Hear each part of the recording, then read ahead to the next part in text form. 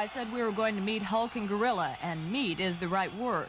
In an interview situation, talking to them is, well, like talking to Santa Claus in a department store during the Christmas holidays. Instead of giving me the people I want now, they're making me prove myself, which I feel is a little ridiculous. But if they want it that way, I'm just going to chop the meat for them and leave them lay, and then they've got to put me with who I want to be with, you know. It's just a matter of time. Over the years, I've had so many physical injuries, it would take me a 2-hour special to give them all to you. Just briefly, I've been knifed, blackjack, bottle whipped, cut, had cigars put out on me, broken all my ribs more than twice, both shoulders, both knees. The list goes on and on and on and on. But that's something you learn to live with. We're not in a team sport activity where if a guy gets hurt, you call time and you put somebody in and you wheel him out and you go.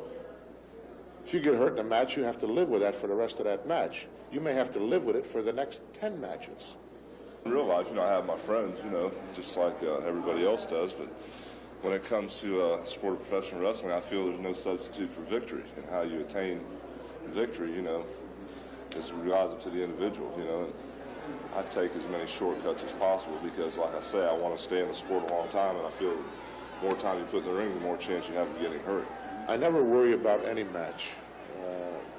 When I go into the ring, I know in my own mind what I'm capable of doing and what another individual is capable of doing to me. Now, the only thing he can do is beat me. He can't eat me. Okay, so, and I know I've been around this business long enough. I wrestled all the greats. I know what can take place out there, and I feel that I can handle almost any situation. I remember one night in the Roosevelt Stadium in North Jersey, when the match was over, there were 700 folding chairs in the ring, and most of them were brought in physically by people. And I ended up with a very bad concussion that night, and never got back home till 5 in the morning. And I've been the old Madison Square Garden back in the early 1960s. I was trapped up against the wall of that building for 2.5 hours outside the building, people not letting me move.